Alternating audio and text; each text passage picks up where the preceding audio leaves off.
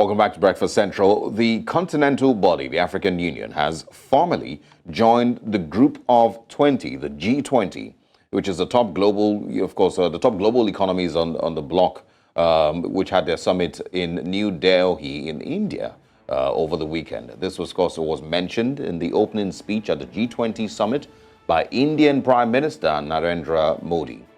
The event was attended by President Bola Tinubu of Nigeria and recently appointed ministers of the most populous nation in Africa. Now let's share with you some key highlights of the event. World leaders formally adopted the joint declaration at the G20 summit held in India. That, of course, is one of the agreements that Ukraine also did express its disappointment at the declaration, which does not name Russia or directly criticize it for the war.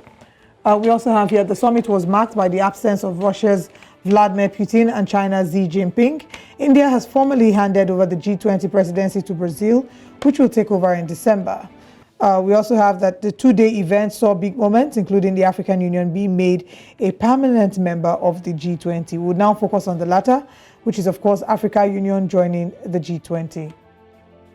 Yes, of course, our guest this morning has a successful 20-year career spanning banking, executive learning, and consulting. He also is a mechanical engineer, of course, with a degree from the University of Nigeria, an MBA from Lagos Business School, and has attended many courses here in Nigeria and, of course, across the world. We would like to say good morning to Mr. Arinze Maduekwe. Good morning. Thanks for joining us. Good morning.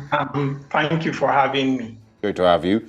The G20, as of today, now has as much as 96 countries, with, of course, the African Union joining. 55, member states, of course, added to the G20, of course, with the EU also in that number. What does this mean for Africa? And, is this more of politics being played, or are we seeing, interest in, of course, bringing Africa up, with, its current status in the world? Okay, well, it's more about where the G20 is heading to. So let me start. So G20 is trying to respond to the BRICS movement and is becoming more inclusive and so on. Now, the issues surrounding it, you have climate change, and then there's a multipolar world that is coming up. So these things are beginning to, put pressure on the organization to be more inclusive. The UN Secretary General has also said so, that a lot of changes have to happen around the world with multilateral organizations, including even the Security Council. I was surprised he had the boldness to say things like that. So, but that's the position we are in. Now, for Africa to come in, Africa represents the receiving end of the climate change effects and is coming to make its position known. So not really politics.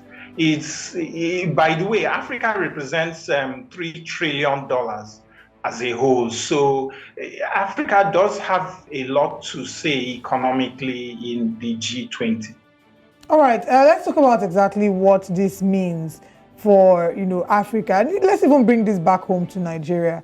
What does this mean? What would be the impact? We know that being a member of the G20, I think that they occupy about 85% of the world's GDP. So what does this mean? What's the bigger picture?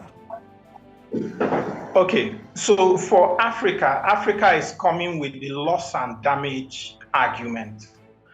So the loss and damage argument is who's going to pay us for climate change damages and moving to a sustainable economy and so on. So these arguments are being made. Africa came off its recent climate change summit in Kenya and is discussing carbon tax. Now, the West is saying that that's not likely to happen. The West is also saying loss and damage. Okay, sorry, let me explain to your viewers what loss and damage means. Well, I think I've explained it. It's that the West is the major polluter, or well, in the past, now they are raising different metrics that is showing something else. But so far, so the point is, the argument is the West needs to pay for the damage being done. During COP20, there was the promise of $100 billion and so on coming to countries on the receiving end of climate change. That hasn't happened yet. So Africa is coming with that argument to the G20, which is more leaning towards economic changes that need to happen. So yes, that's the argument. If you look at the communique at the end of this G20, it was quite promising. There were quite a few things there that would help Africa, would benefit Nigeria, and so on. One important one was the skills, the change in labor dynamics all over the world. They were talking about allowing free movement of, or hinting at free movement of labor, at building an ability to compare skills across different countries, which is quite interesting. So all these new changes that they are trying to bring in with an African voice, with Nigeria through Africa, so we would be able to push our position about loss and damage, about carbon tax. Carbon tax is more about, so if you emit carbon emissions specifically, there is that tax, and that tax, which is global, will now go to countries to help them wean themselves off hydrocarbons. And so countries like Nigeria, who we have massive reserves of hydrocarbons, it would allow us to see what else we can do apart from drilling oil and burning gas.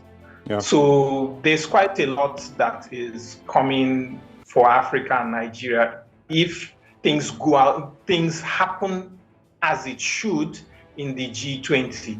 Thankfully, Brazil is taking over leadership from India, the presidency from India. So that too, they are roughly in the same area with us. So they too would have a discussion around who's going to pay for the damage.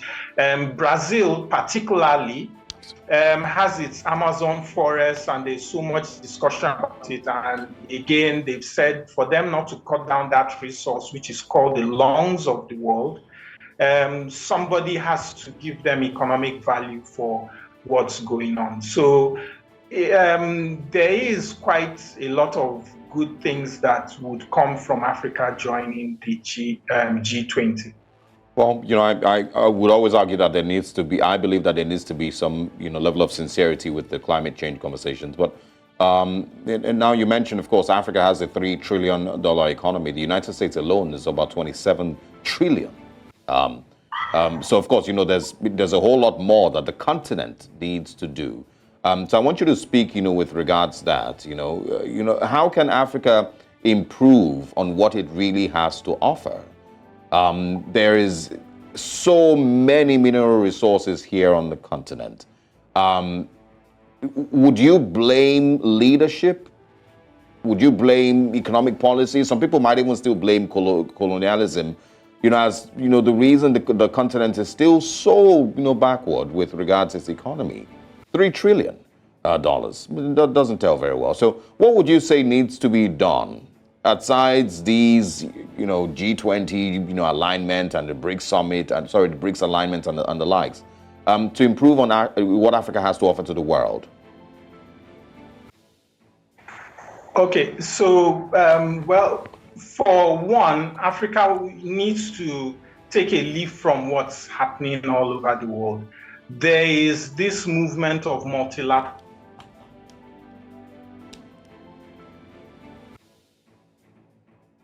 Right. Mr. Madueke, can you hear us? All right. While we, of course, try to reestablish that connection with Mr. Arinze Madueke, the, of course, question or the conversations are about Africa becoming a new member of the G20 and all that. Well, the AU becoming a new member of the G20. And of course, what this means, what this offers to the African continent, and if there's any real sincerity in purpose. Mr. Arinze Madueke, can you hear us? Yes, I can hear you. Kindly go ahead, please. Okay. So yes, Africa needs to improve certain things, the way we interact with each other to build up our own economies amongst ourselves. Traveling within African countries is more expensive than even traveling abroad. So that needs to be worked on. But there's a lot of financial leakage that is leaving African countries to Western nations. A lot of those funds need to be back. Nigeria has started pouring. Right.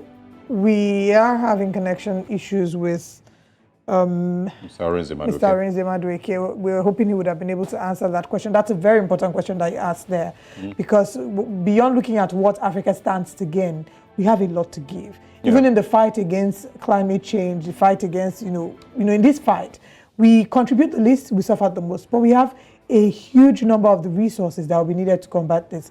Africa has about 60% of the world's renewable energy, resources. Yeah. We have, Congo alone, for example, has about 50% of the world's cobalt. So we do have a lot of these to offer, but because of, we then find that Africa stands aside and watch people come from other countries, from the West, to plunder these resources for their own benefit and to the detriment of the continent.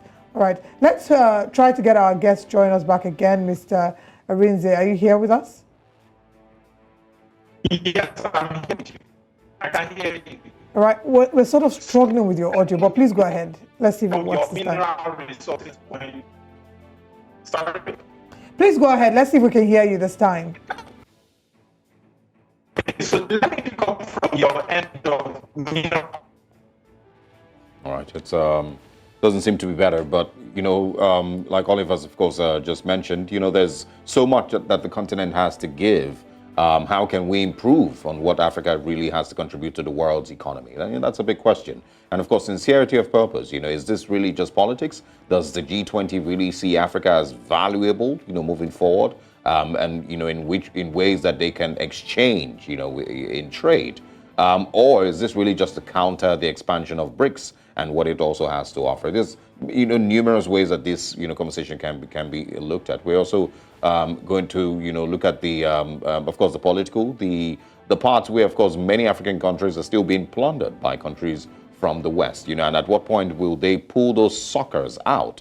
And let these countries really thrive. Breathe. You mean? Breathe. Yes. Yeah.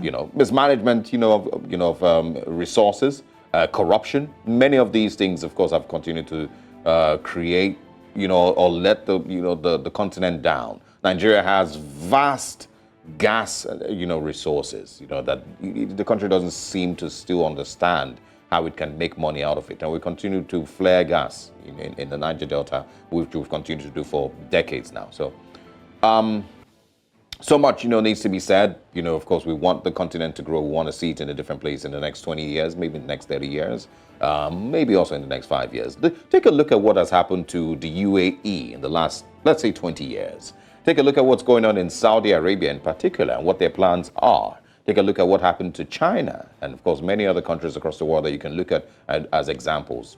20 years ago, China's economy was not the same thing with what it is today. But look at the difference.